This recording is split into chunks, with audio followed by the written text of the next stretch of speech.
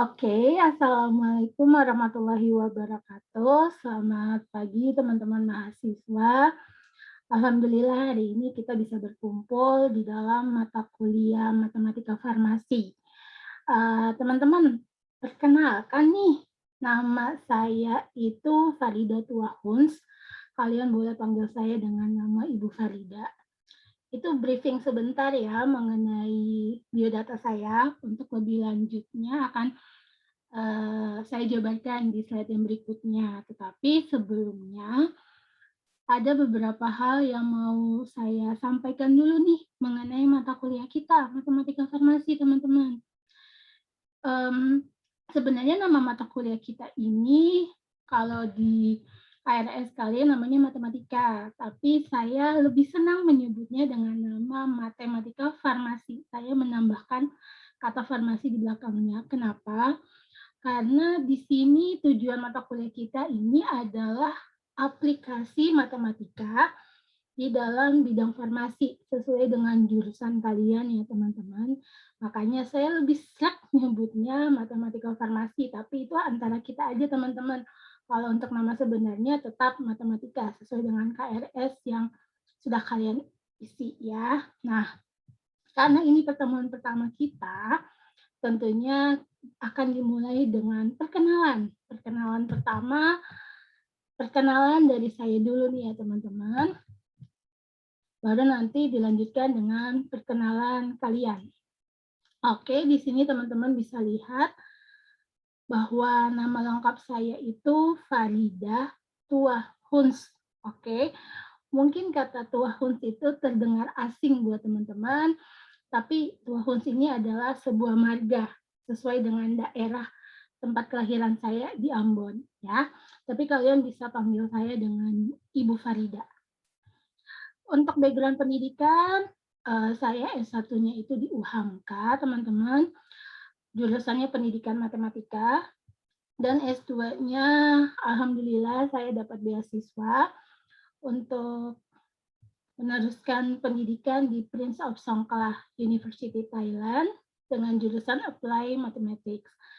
Dan berikut ini adalah kontak saya yang bisa kalian gunakan untuk menghubungi saya jika ada hal-hal terkait perkuliahan yang harus kalian sampaikan ke saya. Silahkan. Tapi sebelumnya mohon kalian memperkenalkan diri kalian, siapa, dari kelas berapa, dan langsung to the point ya teman-teman ya. Nah, itu saya rasa adalah perkenalan yang cukup dari segi pribadi saya.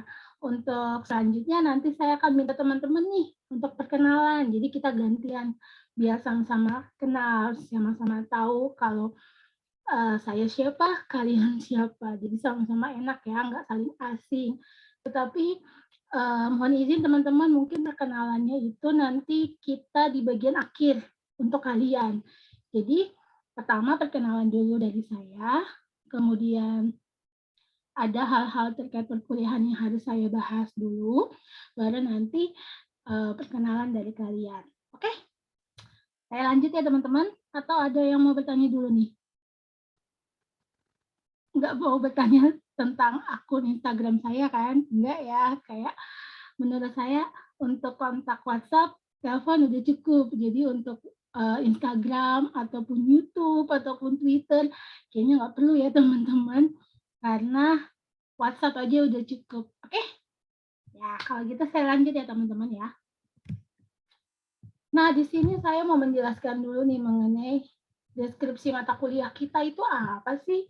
Terus um, capaian pembelajaran mata kuliah kita apa sih yang diharapkan dari pembelajaran kita ini apa sih teman-teman? Pertama mengenai deskripsi mata kuliah. Oke. Nah, di deskripsi mata kuliah ini hal yang mau dihadapkan dari pembelajaran kita ini adalah membahas ilmu-ilmu dasar matematika. Ya, karena kan memang pembelajaran kita adalah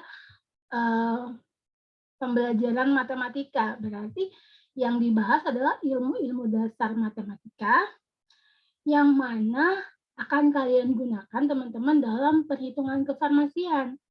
Seperti yang tadi sudah saya singgung, adalah aplikasi matematika di dunia farmasi. Nah, materi apa aja sih yang akan kita pelajarin? Itu meliputi bentuk akar, kepangkatan dan logaritma, teorema limit, kalkulus dasar yang meliputi turunan dan integral, persamaan garis lurus, maafkan, dan aplikasinya menggunakan bantuan Microsoft Excel. Jadi di sini teman-teman, untuk mata kuliah kita, selain kita akan mempelajari aplikasi dari ilmu dasar matematika di farmasi, kita juga akan mengaplikasikannya dibantu oleh Microsoft Excel. Jadi ketika kalian mau bikin kurva garis lurus, itu kalian akan membuatnya di Excel. Jadi nanti kita juga akan praktek penggunaan Excel itu seperti apa. Jadi kalian itu akan diberikan contoh kalau kalian mau bikin kurva persamaan reaksi, itu caranya bagaimana, ngitungnya bagaimana. Nah, setelah diberikan teori mengenai cara perhitungannya, kemudian kita aplikasikan dengan bantuan Microsoft Excel. Jadi lebih terlihat, nggak cuma belajar teorinya, prakteknya di bidang teknologi itu seperti apa. Nah, itu akan dipelajari di bagian materi mengenai persamaan garis lurus ya teman-teman ya. Itu di pertemuan ke-14 dan ke-15 sebelum UAS. Kemudian apa sih yang diharapkan dari kalian setelah mempelajari mata kuliah ini?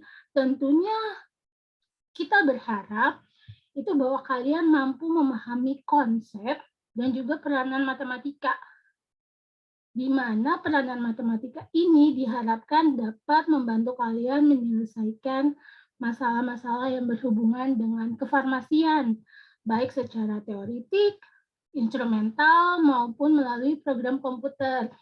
Nah, di sini ada kata program komputer karena seperti yang tadi sudah saya sampaikan, kita akan menggunakan bantuan Microsoft Excel untuk membuat persamaan garis lurus, persamaan reaksi suatu reaksi gitu. Jadi makanya kalian itu diharapkan gak cuma belajar secara teori, tapi nanti ketika dipraktekkan menggunakan bantuan komputer, kalian bisa. Paham ya teman-teman?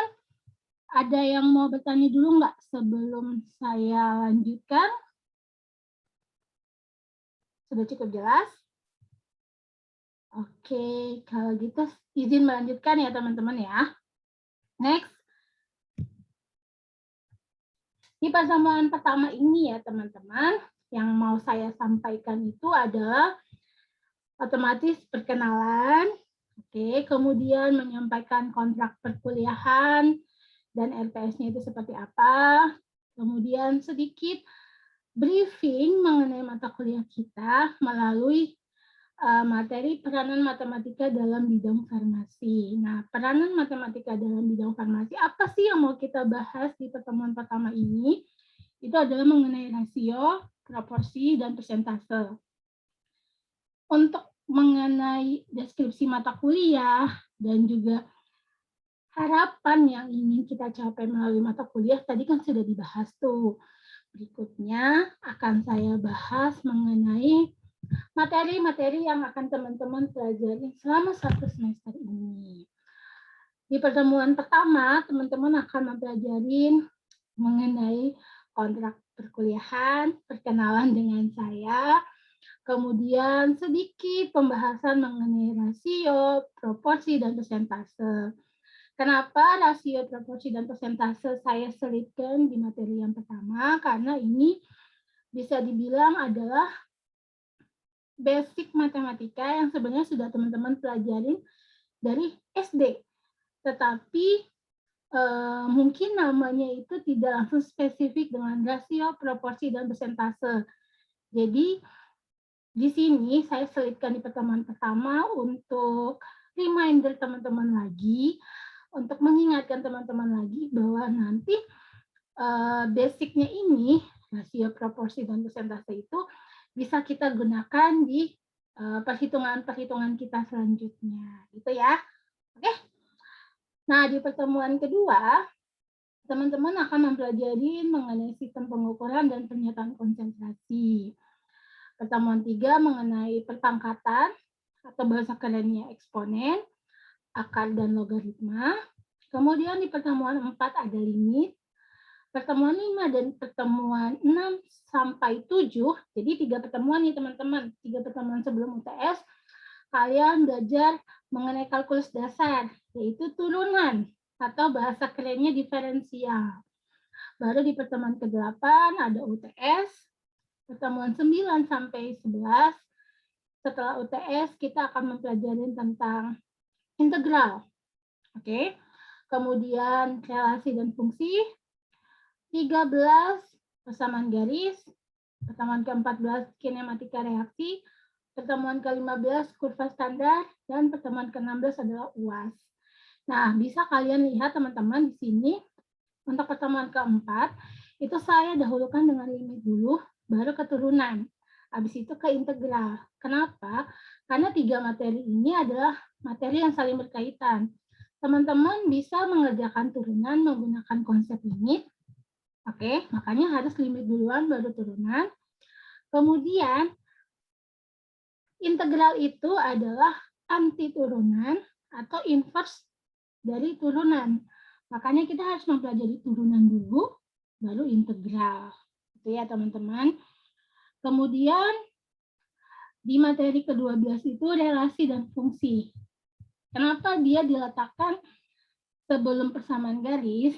Karena di relasi dan fungsi itu kita sedikit membahas atau memperkenalkan kalian mengenai persamaan garis. Jadi dia diletakkan dulu sebelum kalian mempelajari mengenai persamaan garis. Nah, persamaan garis ini adalah basic atau materi utama sebelum kalian mempelajari mengenai kinematika reaksi dan kurva standar. Karena di persamaan garis kalian belajar cara menyelesaikan kalian mempelajari cara menyelesaikan ataupun membuat sebuah persamaan garis. Karena persamaan garis itu yang berhubungan dengan kinematika reaksi dan juga kurva standar. Nah, di pertemuan ke-14 dan ke-15 ini, yang mana kita akan mempergunakan Microsoft Excel untuk membantu perhitungan kalian. Jadi kalian udah nggak membuat persamaan garis secara manual lagi. Tapi memang kalian mempelajari dulu secara teori, manualnya gimana sih, rumusnya gimana sih. Setelah sudah, baru kalian aplikasikan dengan bantuan Excel. Jadi kita teori dulu, baru kita praktekkan dengan bantuan pemrograman, yaitu Microsoft Excel. Nah, di pertemuan 8 dan pertemuan 16, teman-teman, itu kan ada UTS sama UAS. Tapi biasanya sebelum UTS dan sebelum UAS itu kita akan nge-review lagi teman-teman materi-materi yang kita pelajari sebelum UTS dan sebelum UAS, atau bisa saya sering katakan apa ya istilahnya ya, kisi-kisi. Jadi kita coba belajar materi-materi apa lagi sih yang kira-kira kalian masih mengalami kendala. Jadi sebelum kalian ujian, diharapkan kalian itu sudah mantap materinya. Jadi gampang gitu loh teman-teman, nggak usah kesulitan nanti saat UTS maupun UAS. Oke, itu adalah pokok bahasan ataupun materi-materi yang akan kita pelajari insya Allah sampai 1 semester ke depan. Dan saya harap teman-teman bisa mengikuti perkuliahan ini dengan baik dan menyenangkan ya. Kira-kira ada yang mau bertanya dulu nggak sebelum saya lanjut? Enggak, kenapa enggak? Kenapa turunannya sampai 3 pertemuan? Oke, makasih ya Angga. Kenapa turunan ini sampai 3 pertemuan, teman-teman? Karena memang di bagian turunan atau diferensial itu cukup banyak materi yang harus kita pelajarin, dan itu nggak bisa selesai hanya dalam 1 pertemuan ataupun 2 pertemuan. Jadi misalnya nih teman-teman, contoh di pertemuan ke-5 kita mempelajari dulu pengertian atau definisi dari turunan. Kemudian kita juga akan mempelajari mengenai cara menyelesaikan turunan itu, karena dengan berbagai bentuk, dia pun akan butuh cara menyelesaikan yang beda-beda. Dan kemudian kita akan belajar mengenai contoh soal atau aplikasi dari turunan itu sendiri di dalam dunia farmasi. Jadi soal-soalnya itu nggak secara umum turunan, nggak matematika banget gitu istilahnya, tapi sudah coba dihubungkan dengan apa yang ada di soal-soal farmasi. Misalnya teman-teman, kan biasanya kita kalau di turunan itu suka mempelajari tentang berapa sih biaya yang diperlukan untuk membuat suatu produk gitu misalnya. Tapi soal-soalnya itu nggak secara umum lagi. Kita kaitkan dengan memang apa-apa yang berhubungan dengan farmasi. Jadi sudah lebih terarah gitu teman-teman. Oke, Angga cukup penjelasannya? Sama-sama. Teman-teman yang lain ada pertanyaan nggak? Oke, kalau nggak ada saya izin lanjut ya. Nah, di sini metode dan sistem pembelajaran apa sih yang akan kita gunakan ya teman-teman? Jadi, karena kondisi sekarang, pembelajaran kita hingga saat ini masih dilakukan secara daring, teman-teman. Nah, secara daring ini, nanti semuanya pertemuan berikutnya dan selanjutnya itu kita akan bertemu melalui Zoom. Seperti yang kita lakukan saat ini. Teman-teman, kemudian karena kita pembelajarannya secara daring, ya sebenarnya nggak berbeda jauh ketika nanti kita ketemu secara offline. Jadi di sini metode belajar apa sih yang akan saya pakai, teman-teman? Jadi metode belajar yang akan saya pakai itu seperti yang teman-teman bisa lihat, contextual teaching and learning, student centered learning. Jadi dua metode ini saya gunakan di dalam perkuliahan saya ini dengan maksud jadi bukan saya lah teman-teman yang sebagai orang yang mau belajar gitu ibaratnya.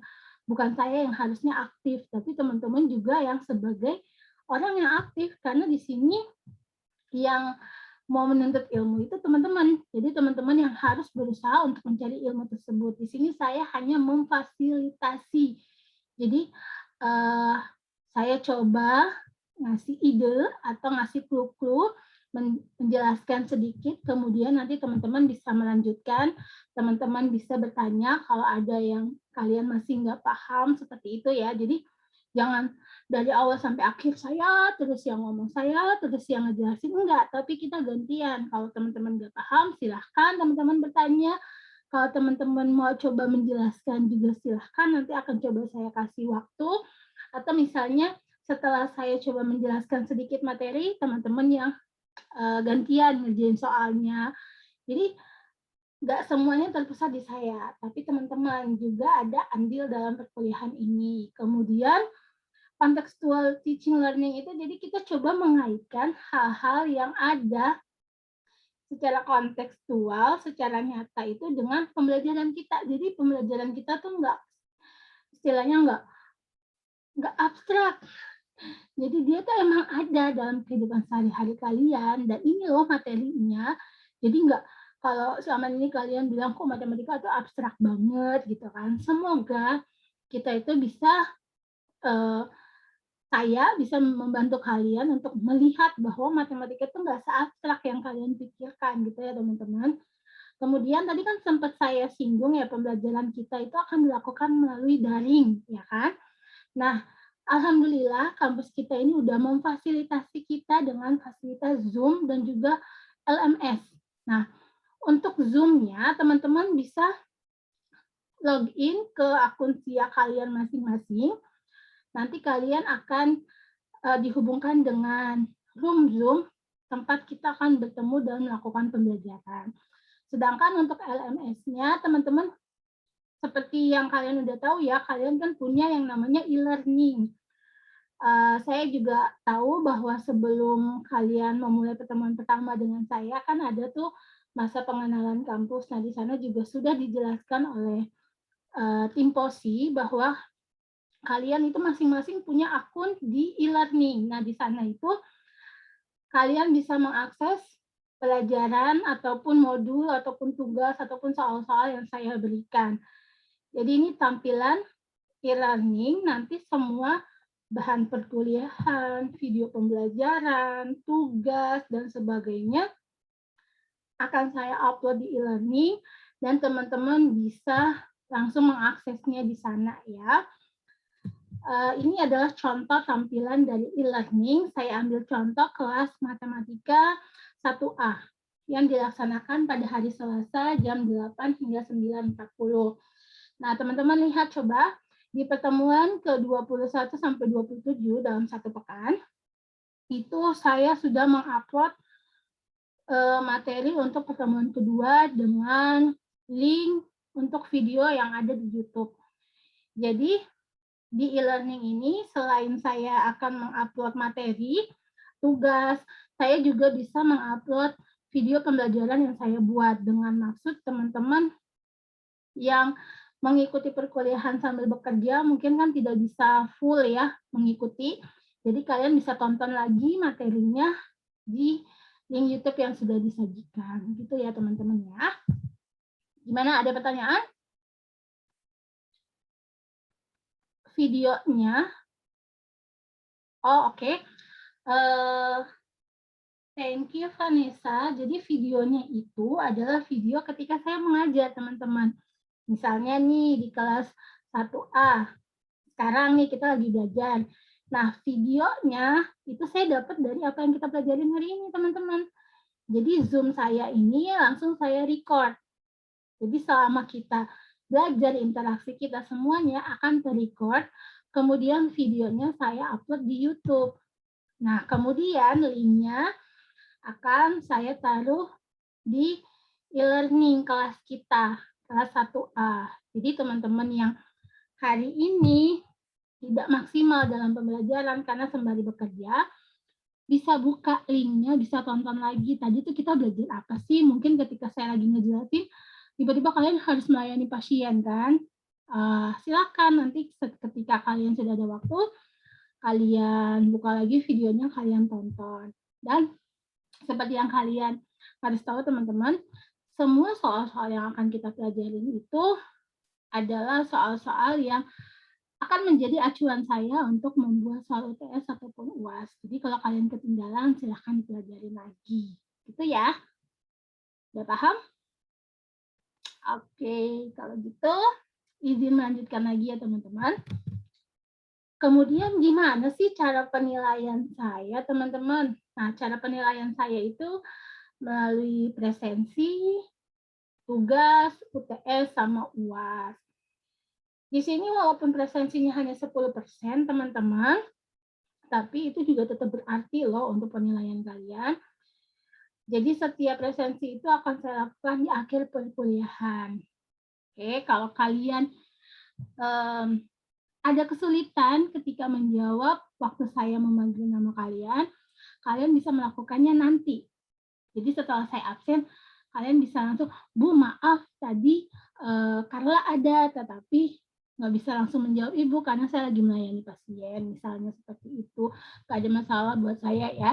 Jadi jangan sampai saya mengambil hak kalian yang harusnya hadir, saya bilang tidak hadir. Kemudian tugas itu 15%. Nah, tugas itu kayak gimana aja sih teman-teman? Tugas itu kalau mengacu pada tahun lalu, tugasnya adalah saya minta kalian, maksudnya senior kalian, untuk membuat tutorial, sorry, I'm so sorry guys, membuat tutorial cara menghitung atau membuat persamaan reaksi di Microsoft Excel. Jadi kan kalian harus praktek tuh. Saya pertama menunjukkan dulu caranya. Kemudian kalian mempraktekannya masing-masing di rumah dalam bentuk video pembelajaran. Gitu maksudnya. Ya. UTS dan UAS ya berarti penilaiannya secara tertulis otomatis harus, dan yang sudah biasanya UTS dan UAS saya lakukan dalam bentuk ujian tertulis esai, bukan pilihan ganda tapi esai gitu ya teman-teman. Dan di bagian slide sebelah kanan ini adalah nilai-nilai yang akan kalian peroleh berdasarkan angka maupun berdasarkan huruf ya. Saya harap sih untuk mata kuliah saya semuanya nilainya bagus ya, jangan ada yang tidak bagus nilainya gitu teman-teman. Oke, lanjut ya teman-teman. Setelah sudah melewati sistem penilaian, sistem pembelajaran, kemudian materi apa aja yang kita pelajarin. Nah, sekarang kita masuk ke materi peranan matematika di dunia farmasi. Kalau teman-teman selama ini mengira bahwa matematika itu terlalu abstrak, matematika sendiri, farmasi sendiri, tetapi sebenarnya teman-teman, di dalam farmasi, dia itu ada ilmu matematika yang diterapkan. Di dalam matematika, dia itu bisa diaplikasikan ke ilmu lain. Jadi, kalau teman-teman belum pernah tahu, ada istilah bahwa matematika itu adalah ratu pengetahuan, queen of science. Kenapa? Karena dia itu bisa diaplikasikan ke ilmu-ilmu yang lain. Kalau teman-teman di farmasi, kita bisa bilang matematika farmasi.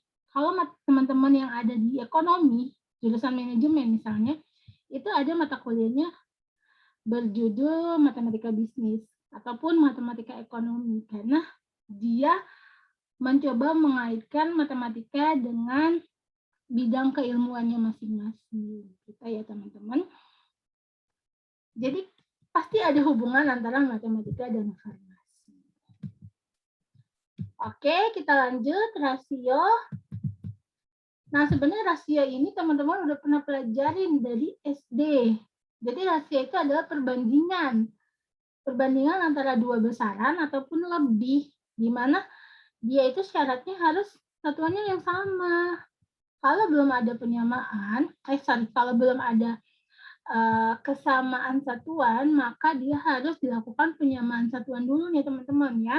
Jadi jangan sampai kalian membandingkan misalnya kilogram dengan miligram. Jelas-jelas satuannya beda. Itu nggak boleh teman-teman. Dia harus sama-sama kilogram dulu atau sama-sama mikrogram. Kemudian rasio itu biasanya dilambangkan dengan A per B.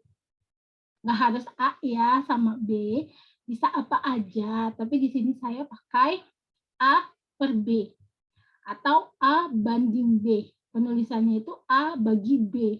Ya. Kenapa sih nilai B-nya itu nggak boleh sama dengan 0? Ada yang tahu nggak?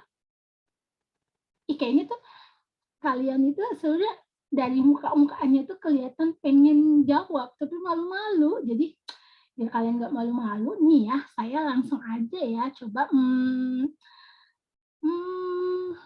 Mungkin Fatih, gimana Fatih? Kenapa menurut kamu B-nya itu nggak boleh 0? Oh, sorry Fatih, masih kurang tepat ya. Coba kita dengar. Erwin gimana, Win?